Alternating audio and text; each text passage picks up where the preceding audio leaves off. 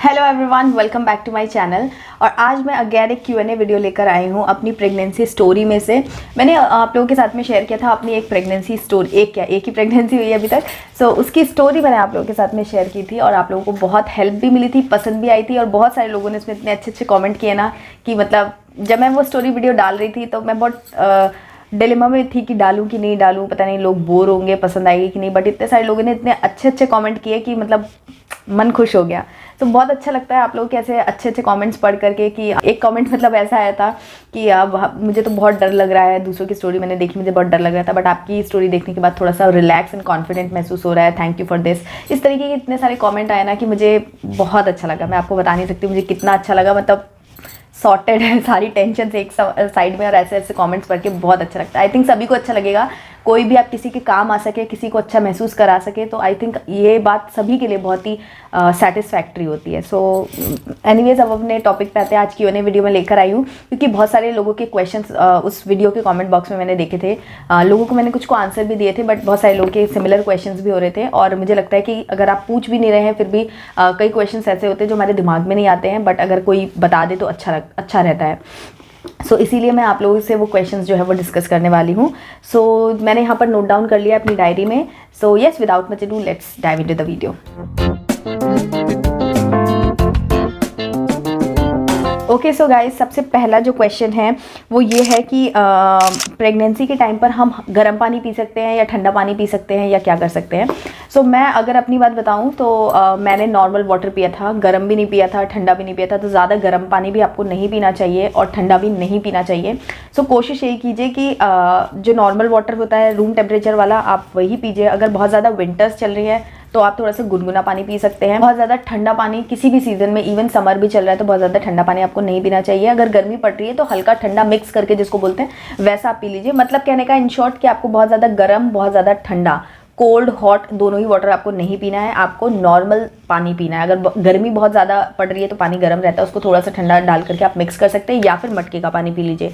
Winters चल रहे हैं तो नॉर्मल जो पानी है या तो आप वही पी लीजिए, या तो उसको थोड़ा सा गुनगुना, उसका जो तासीर है वो थोड़ी सी गर्म बना करके उसको पी लीजिए। तो मैंने ऐसे ही किया था, मैंने बहुत ज़्यादा ठंडा गर्म ऐसा कोई पानी नहीं पिया था।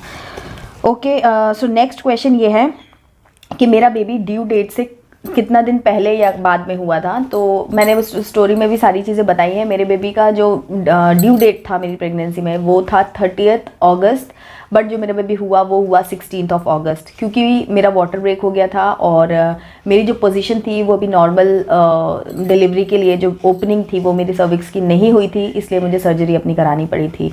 सो ये रीज़न था। वरना अगर वाटर ब्रेक हुआ है तो नॉर्मल डिलीवरी भी हो सकती है, ऐसा कुछ नहीं है कि मतलब होती ही है। वाटर ब्रेक तो एनीवेज करना ही होता ही है, तभी डिलीवरी हो सकती है।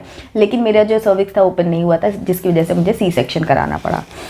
ओके, सो मेरा लास्ट अल्ट्रासाउंड कब हुआ था, ये भी एक क्वेश्चन आया था। सो एग्जैक्टली अगर आपको बताऊँ तो मुझे एकदम तो याद नहीं है, बट जिस दिन 38 वीक मेरा कंप्लीट हुआ था उस दिन भी चेकअप हुआ था, अल्ट्रासाउंड ही हुआ था और अंदर देखा गया था कि ओपनिंग मेरी हुई है कि नहीं हुआ है। सो 38 वीक में आई थिंक मेरा लास्ट अल्ट्रासाउंड हुआ था। एंड मेरा प्लेसेंटा पोजीशन क्या है ये भी किसी ने मुझसे पूछा है। सो मेरा प्लेसेंटा पोजीशन पोस्टीरियर पोजीशन में था। So yes, posterior. अगर प्लेसेंटा के बारे में सारी जानकारी आपको चाहिए ना कि क्या होता है एंटीरियर, क्या होता है पोस्टीरियर और कौन कौन सी पोजीशन होती है, क्या नॉर्मल है क्या नहीं है, तो उसके ऊपर मैंने एक वीडियो बनाई हुई है, आप वो वीडियो ज़रूर देखिएगा। आप अगर प्रेग्नेंट है तो आपके लिए काफ़ी इन्फॉर्मेटिव वीडियो होगा। उसमें सारी प्लेसेंटा पोजीशंस के बारे में मैंने बात की है कि ऐसा होता है तो क्या होता है, ऐसा होता है तो क्या होता है, वो सब चीज़ें भी डिस्कस की हुई। ओके, सो नेक्स्ट क्वेश्चन है कि रिकवरी मेरी जो हुई थी वो सिजेरियन के बाद मेरी रिकवरी में कितना टाइम मुझे लग गया था। तो अगर मैं फिजिकल रिकवरी की बोलूँ कि मतलब बाहर से जो चीज़ें दिख रही हैं वो रिकवरी में मुझे कितना टाइम लगा था, सो आई थिंक 1 मंथ के अंदर अंदर मैं फिट एंड फाइन दिख रही थी। बाहर से जो भी है स्टिचेस वगैरह सब हील हो गए थे, थोड़ा सा वीकनेस वगैरह भी सबसाइड होने लग गया था। तो ऐसा बोल सकती हूँ कि 1 महीने के बाद, 1 सवा महीने मतलब 45 डेज़ के आसपास मेरी जो ऊपरी रिकवरी थी वो हो चुकी थी। बट इंटरनल रिकवरी को मुझे 6 मंथ से भी ज़्यादा आई थिंक लग गया। 6 मंथ से भी ज़्यादा। कभी स्टिचेस पे आरव जब छोटा ही था, छोटा बच्चा होता है, उसका हाथ वाथ वो जब चलाने लगता है तो कभी कभी मार देता था, तो मेरे को दर्द महसूस होता था। इट मीन्स मैं उससे ही ये चीज़ गेस कर सकती हूँ कि इंटरनल हीलिंग जो है वो बहुत ही धीरे धीरे आराम से होती है। सो इंटरनल हीलिंग के लिए मैं बोलूँगी कि 6 मंथ प्लस हो गया था, बट एक्सटर्नल हीलिंग जो थी वो मेरी 45 डेज़ के अंदर हो चुकी थी। एंड नेक्स्ट क्वेश्चन जो है वो एनेस्थीसिया इंजेक्शन के बाद पेन कितना होता है। सो अगर उस पॉइंट की बात करूँ जब वो इंजेक्शन देते हैं, सो जिस पल वो देते हैं वो पल मतलब एक पल हो सकता है, मैं आपको वो मेजरमेंट नहीं बता सकती, इतना माइन्यूट होता है, क्योंकि उसको वो जैसे ही इंजेक्शन हम अंदर जाता है तो तुरंत आप जो है वो क्या बोलते हैं, बेहोश से होने लगते हैं, अनकॉन्शियस होने लगते हैं। सो आपको फिर फील नहीं होता, लेकिन जिस वक्त वो एंटर करता है बस उतना वो पल भर के लिए बहुत एक्सट्रीम पेन होता है, बट वो बहुत माइन्यूट, जैसे नाक में छेद कराते हैं, कान में छेद कराते हैं तो नहीं, आपको एक पल के लिए वो दर्द होता है। सो बस उतना ही फ्रैक्शन ऑफ टाइम के लिए आपको वो पेन होता है एंड देन फिर नहीं होता। उसके बाद जब आप कॉन्शियस में आने लगते हो ना, आपका जो 12 घंटे के बाद आपकी जो बॉडी है वापस से अपने होश में आने लगती है, तब आपको बहुत ज़्यादा पेन होता है, बहुत ज़्यादा पेन होता है। वो मतलब आपके मुंह से निकलता रहेगा कि अरे यार दर्द हो रहा है, दर्द हो रहा है, दर्द हो रहा है। सो ऐसे में वो डॉक्टर्स आपको पेन किलर्स भी देते हैं, तो वो पेन थोड़ा सा माइल्ड हो जाता है, बट फिर भी वो पेन आपको फील करना पड़ता है। आई थिंक 1-2 दिन तक तो वो ज़्यादा रहता है। उसके अलावा कुछ साइड इफ़ेक्ट्स भी होते हैं। मुझे हेडेक का साइड इफ़ेक्ट हो गया था, उसके बारे में मैं एक सेपरेट वीडियो बनाने का सोच रही हूँ, बनाऊंगी, बट कुछ ना कुछ साइड इफ़ेक्ट आपको महसूस हो सकते हैं। तो उसके लिए आपको अपना जो रिकवरी पीरियड है, पोस्टमार्टम पीरियड है, उसमें आपको अपना 6 महीने तक ख्याल बहुत अच्छे से रखना चाहिए। कैसे क्या क्या आप खा सकते हैं, कि क्या आपकी लाइफस्टाइल होनी चाहिए, इन सब चीज़ों पर मैंने एक वीडियो बनाई हुई है। आप मेरी प्रेगनेंसी वाली प्लेलिस्ट ज़रूर चेक कीजिए, उसमें बहुत अच्छे अच्छे वीडियोज़ आप लोगों के लिए मैंने शेयर किए हुए हैं और आगे भी करती रहूँगी। सो नेक्स्ट क्वेश्चन जो है ये, सी सेक्शन के बाद योगा कर सकते हैं कि नहीं। देखिए मैं एक्सपर्ट तो हूँ नहीं कि मैं आपको एकदम अच्छे से गाइड कर सकूँ, मैं आपको अपना एक्सपीरियंस बता सकती हूँ कि मैंने कब क्या चीज़ें की। तो सी सेक्शन के बाद आपको एटलीस्ट 1-1.5 महीना, जो 1.25 महीना 45 डेज से लेकर 60 डेज तक एटलीस्ट आपको कुछ भी मेरे हिसाब से नहीं करना चाहिए। सिंपल आपकी बॉडी का जो मूवमेंट है कि आप घर में चल रहे हैं, बस बेड पर नहीं पड़े हुए हैं, थोड़ा बहुत बॉडी को मूव कर रहे हैं, उतना आपको करते रहना चाहिए। क्योंकि स्टिचेज ऐसा है ना कि आप थोड़ा सा वेट गेन कर लें या थोड़ा सा जो भी है कर लें, चलेगा वो, लेकिन अगर स्टिचेस खुल गए या कुछ उसमें प्रॉब्लम आ गई तो वो बहुत ज़्यादा मैस हो जाएगा। इसलिए मैं कोई रिस्क नहीं लेना चाहती थी, तो मैंने कोई ना वॉक मीन्स अपने घर में जो भी काम होते थे मैं कर लेती थी, बट स्पेशली वर्कआउट के नाम पे या एक्सरसाइज के नाम पर मैं जाकर के वॉक करना, ये सब भी मैं 45 डेज तक मैंने नहीं किया था। देन फिर ग्रेजुअली मैंने थोड़ा सा वॉकिंग स्टार्ट किया था, अरब को लेके नीचे चली जाती थी या छत पे चली जाती थी या घर पे वॉक करने लग जाती थी, ऐसा करती थी वॉक। उसके बाद फिर मैंने अपनी वॉक को मेनटेन किया। एक्सरसाइज या वर्कआउट के नाम पर मैंने वॉक वगैरह कुछ भी डेडिकेटेड नहीं किया था अपनी बॉडी को, लेकिन मैं दिन भर मूवमेंट देती थी। जो अपना काम होता था, पानी वानी लेने जाना है, मैं खुद जाके पीती थी, या कुछ भी ऐसा काम होता था, मैं अपने आप को रिस्ट्रिक्ट नहीं करती थी, बट एक्स्ट्रा मैंने कुछ एफर्ट नहीं किए थे 45 डेज तक। 45 डेज के बाद हमारे यहाँ पूजा होती है, उस पूजा करने के बाद उसके बाद मैंने अपना मतलब वॉकिंग का जो है रूटीन एक बांध लिया था, घर में या फिर अपनी छत पे या फिर बाहर कहीं पर भी जाकर मैं अपनी बॉडी को थोड़ा सा एक वर्कआउट का एक सेशन देती थी, जिसमें मैं सिर्फ वॉक करती थी, कोई योगा कोई और मैं कुछ और नहीं करती थी, सिर्फ और सिर्फ मैंने वॉक किया था। क्योंकि मैं नहीं चाहती थी कि मेरी स्टिचेस पे, वो योगा वगैरह भी करते हैं ना तो आपके पेट पे जो भी स्ट्रेन आता है, हालांकि डेडिकेटेड योगा होता है, अगर आपके पास कोई एक्सपर्ट है, आपको जानकारी है तो आप कर सकते हो, बट मैंने कोई रिस्क नहीं लिया था, सिर्फ माइल्ड वॉक करती थी मैं। एंड नेक्स्ट क्वेश्चन जो है, कब तक रेस्ट किया एंड कब काम करना शुरू किया आफ्टर सी सेक्शन। ओके, सो सी सेक्शन मेरा हुआ था, सबको भी पता चल गया अब तक तो मैंने कब तक रेस्ट किया था और वापस से मैंने अपना जो घर का काम वगैरह है, क्योंकि मैं कोई जॉब तो करती नहीं हूँ, मैं कहीं बाहर वगैरह तो जाना नहीं था मुझे, सो घर के काम को मैंने वापस से अपने ऊपर कब लिया था।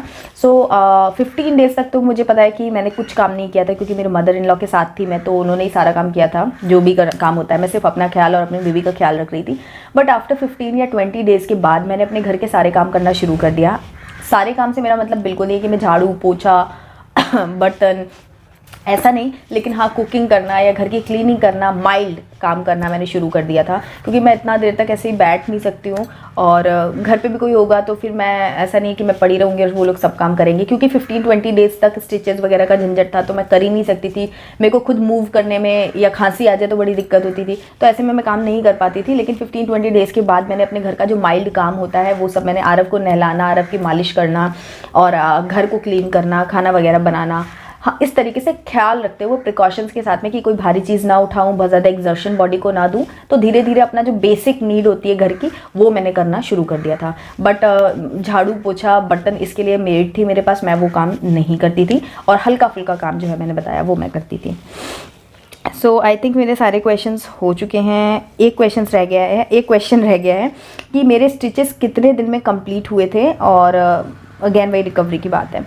सो स्टिचेस की अगर मैं बात करूँ तो मेरे जो स्टिचेस हैं वो मेरे हिसाब से 1 वीक के पहले 4 to 5 डेज़ थे या 6 डेज़, ऐसे 1 वीक के पहले ही मुझे याद है कि कट कर दिए गए थे। वो ऊपर से कट जो होता है वो हो गया था। उसके बाद मुझे हर 2 दिन पर जाकर के डॉक्टर से 2 या 3 दिन पर जाकर के चेक कराना होता था कि जहाँ पर मेरे टाँके लगे हैं वहाँ पर कुछ कोई वूंड वगैरह तो नहीं क्रिएट हो रहा है, स्किन नॉर्मल हो रही है कि नहीं।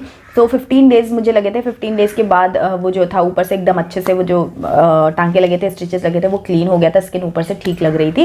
एंड 15 या 20 डेज़ तक मुझे उस पर पानी नहीं डालना था, ऐसा था शायद। सो यस 15 डेज़ मैं अगर बोलूँ तो प्रॉपर स्टिचेस जो थे वो नॉर्मल कंडीशन में हील हो जाते हैं, 15 डेज़ लग जाते हैं। उसके बाद फिर आप अपना मतलब धीरे धीरे फिर इंटरनल हीलिंग तो धीरे धीरे ही होती है। सो यस यही था गाइज़, ये सारे क्वेश्चंस थे आप लोगों के जो आप लोगों ने इस वीडियो के कमेंट सेक्शन में पूछे थे। मुझे बहुत अच्छा लगता है आप लोगों के क्वेश्चंस का आंसर देके, क्योंकि कोई हमारी बात सुनता है, समझता है और फिर उसकी कुछ क्वेरी आती है तो अच्छा लगता है। तो ऐसे ही आप अपना प्यार मेरे वीडियोज़ पर बनाए रखिए। अपनी रिक्वेस्ट अगर कोई है तो आप मुझे कॉमेंट सेक्शन में बता सकते हैं, या कोई क्वेरी है, कोई डाउट है तो डेफिनेटली आप मुझसे पूछ सकते हैं। मैं आप लोगों की फ्रेंड हूँ और आप लोगों के जैसी ही हूँ। सो सारी चीज़ें मैंने महसूस की हैं, वो सब कुछ आप लोगों के साथ शेयर करता बनता है मेरे लिए। सो चलिए मिलती हूँ आपसे एक नई वीडियो में, तब तक आप मेरे चैनल को सब्सक्राइब कर लीजिए, इस वीडियो को लाइक करके सबके साथ में शेयर भी कीजिए और अपना रखिए बहुत सारा ख्याल। बाय।